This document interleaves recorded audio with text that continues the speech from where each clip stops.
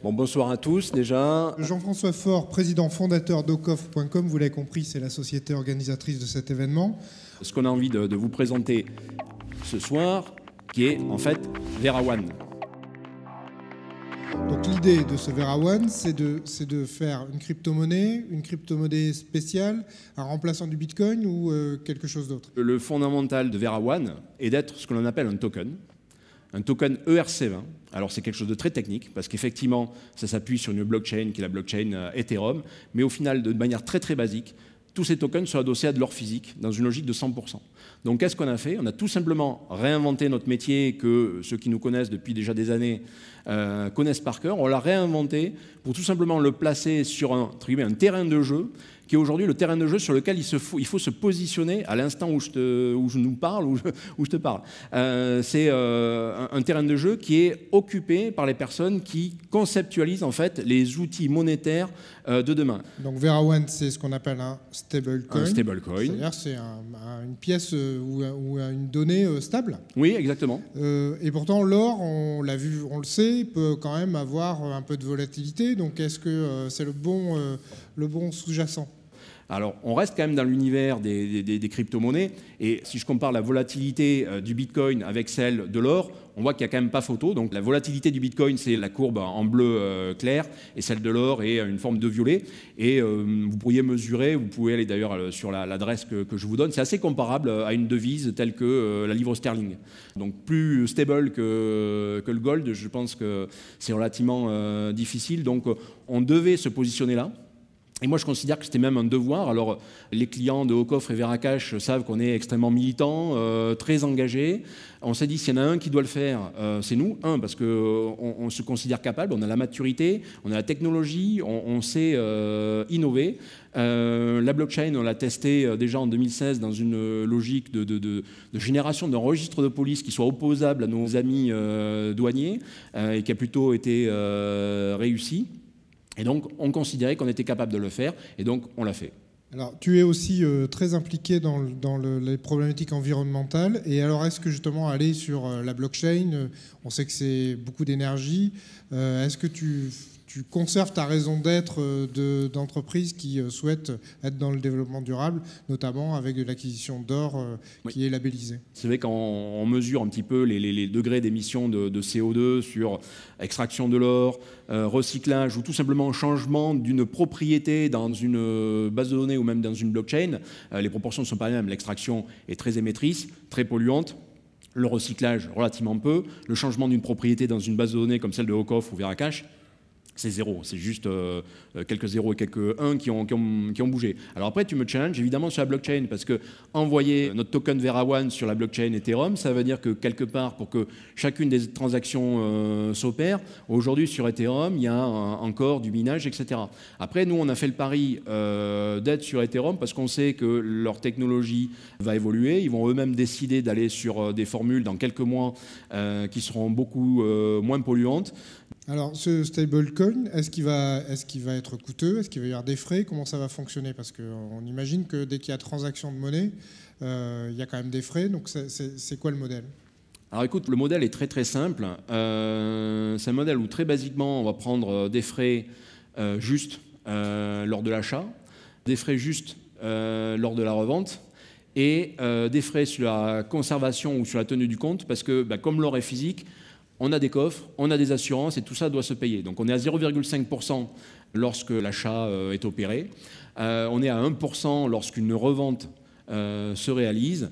Et en matière de conservation et qu'on appelle oxydation, donc les utilisateurs toujours de Veracash... Toujours le principe de l'oxydation, ça tient beaucoup. Et là, je parlais justement notamment des tarifs que l'on applique, donc qui vont en fait choquer personne, parce que ceux qui connaissent le marché de l'or, c'est à peu près ce qui se pratique dans la profession pour les gens qui font un travail sérieux, c'est-à-dire qu'il y a des frais sur l'achat, il y a des frais sur la vente, il y a des frais sur la conservation.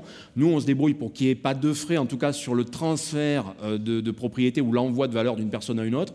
Ça, c'est un petit peu notre leitmotiv. Donc les gens, par le biais de VeraOne, pourront évidemment réaliser ce qu'ils peuvent faire dans d'autres environnements tels que Veracash et s'envoyer un stablecoin entre eux.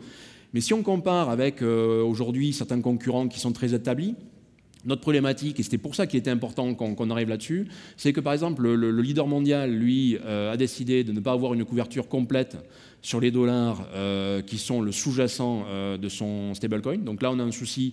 C'est-à-dire qu'ils ont décidé, ou ils considèrent que tout le monde ne va pas revenir vers eux pour réclamer leurs dollars au même moment. Moi, je pense que quelqu'un qui fait 30 milliards de dollars de volume quotidien alors que son marché ne représente que 4 milliards, potentiellement, il peut arriver un jour que tout le monde réclame ce qu'il a en contrepartie. Alors, il y a ce genre de cas, et malheureusement, même ceux qui sont peut-être déjà établis sur le marché des cryptos adossés à l'or, et on n'est pas tout à fait les premiers, il y en a déjà d'autres qui sont arrivés dessus, malheureusement, on connaît leurs fournisseurs, on connaît leur modèle économique. Il y a des chiffres qui ne fonctionnent pas bien. On a un petit problème, c'est-à-dire que quand il y a quelqu'un qui vend de l'or au cours de l'or spot avec une commission de 0,5, mais qui en parallèle propose un discount de 2% au premier client, je me dis qu'il y a un souci, il y a quelqu'un qui n'a pas payé sa facture à un moment donné, quoi. Ou alors, ce sont des gens qui ont une activité en parallèle qui leur permet de financer ça-là. Donc ça, ok, on l'a vu. Il y a ceux aussi qui ne pratiquent pas de frais de garde. Donc ça veut dire que s'il n'y a pas de frais de garde, à mon sens, il n'y a peut-être pas d'or à garder. Ou en tout cas, je pars du principe que quand c'est gratuit, c'est vous le produit.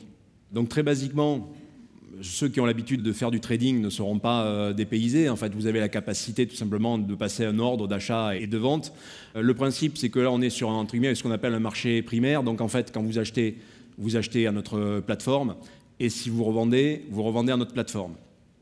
Donc l'objectif, et c'est ce qu'on va monter dans les prochaines semaines, c'est qu'ensuite, vous puissiez donc échanger ces tokens VeraOne sur des plateformes qu'on appelle les plateformes d'exchange, qui sont en fait le marché secondaire par rapport à ce que je vous présente ici. Donc en fait, ça, c'est la porte d'entrée ou la porte de sortie de l'univers que l'on est en train de créer. Donc là, voilà. Et en fait, l'intérêt, c'est qu'une fois que vous avez fait ces opérations, vous n'êtes pas tenu de rester chez nous. Alors vous restez chez nous dans le sens de l'or physique, qui lui est évidemment bien dans nos coffres, mais par contre, la détention de ce titre de propriété, la détention de cette capacité à envoyer de la valeur à une personne ou à une autre, ça vous pouvez le gérer comme vous le voulez. Et aujourd'hui, il y a des outils qui sont très bien faits, qu'on n'a pas décidé de réinventer et que vous pouvez utiliser pour certains dès à présent, comme par exemple MetaMask ou MyEtherWallet, avec un ledger. C'est-à-dire qu'aujourd'hui, vous pouvez avoir la propriété de votre or radicalement autour de votre cou, sans que nécessairement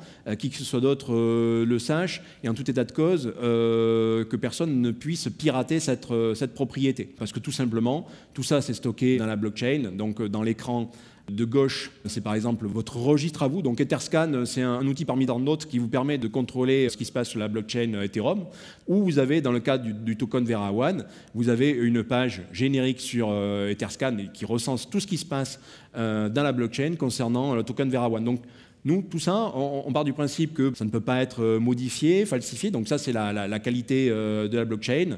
Et à notre tour, de notre côté, nous, de nous assurer que l'or que vous nous avez acheté par ce biais-là le sera dans les bonnes conditions. Très bien, je vais passer aux questions. Merci beaucoup. Alors donc, on peut d'ores et déjà aller sur veraone.io et commencer à créer un compte. Tout à fait. Vous pouvez commencer à ouvrir un compte. Il y a un chat qui est ouvert par le biais duquel vous pourrez poser des questions. Si personne ne vous répondez, vous laissez un message par ce biais-là. On passe par un principe où il est important qu'on vous connaisse au début pour créer le compte, parce qu'on vous vend de l'or et on doit répondre quand même à des exigences réglementaires. Donc au début, on vous demande quand même une identité et une justification de domicile. Ensuite, vous pouvez le transmettre à une tierce personne qui, elle, n'a pas besoin, ou vous-même sur un autre support, vous n'avez pas besoin de vous réidentifier une deuxième fois. Alors j'ai quelques questions de la salle. Alors une qui est très pragmatique. Est-ce que vous pouvez répéter la commission d'oxydation sur VeraOne? Alors l'oxydation, c'est 1% annuel qui va être appliqué en tout début de mois. Donc ça va être du 0,083% chaque mois sur les comptes qui détiennent quelque chose. Au premier de chaque mois, on scanne la blockchain et on vérifie qui est détenteur de VeraOne. Et à ce moment-là, quel qu'il soit, même s'il n'a pas été enregistré initialement dans notre plateforme, le smart contract fait que cette mensualisation des frais d'oxydation seront prélevés. Quelle est l'idée derrière? C'est que ça pousse les gens, justement, à faire des opérations. Une autre question, là aussi demande de précision, sur la preuve que l'or attaché au stablecoin est bien présent, est bien là. Bon, mais ça, c'est la question en fait, que nous, on préfère chez Ocoffre et chez Veracash, parce qu'on a tous les éléments qui nous permettent de rassurer nos clients que l'or est bien à sa place. Donc on a des audits, alors qui sur le coup sont annuels, parce que comme ils sont, eux, sur le coup bien réels, et qui nous prennent à peu près 15 jours, il se passe qu'une fois par an, on a des auditeurs dont c'est la spécialité, dont c'est le travail, qui viennent dans nos coffres, qui contrôlent tout, pièce par pièce, produit par produit, et qui s'assurent que tout est à sa place. Ces mêmes personnes sont elles-mêmes auditées par nos commissaires aux comptes, et toute cette petite bande est elle-même contrôlée par des personnes désignées de notre association d'utilisateurs qui vont voir que bien, voilà, les procédures sont bien respectées. Ensuite, on est évidemment assuré sur le contenu. Donc, les ports francs sont un lieu physique et matériel. Donc, il peut lui arriver ce qui peut arriver à tout lieu physique et matériel. Et s'il y a un vol, on est assuré sur l'intégralité du stock d'or et d'argent métal, d'ailleurs, que l'on a au port franc de Genève.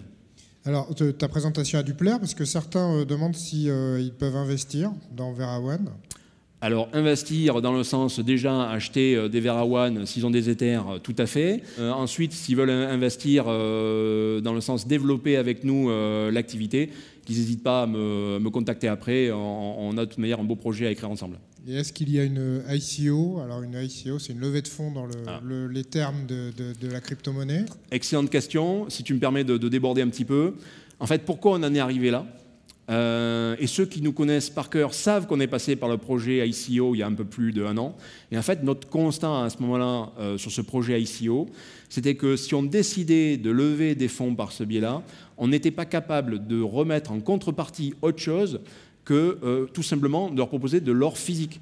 Mais dans une ICO, généralement, vous émettez un token qui est adossé à un service que vous savez pouvoir rendre à votre niveau gratuitement, mais que vous pouvez malgré tout vendre à cette personne qui investit chez vous.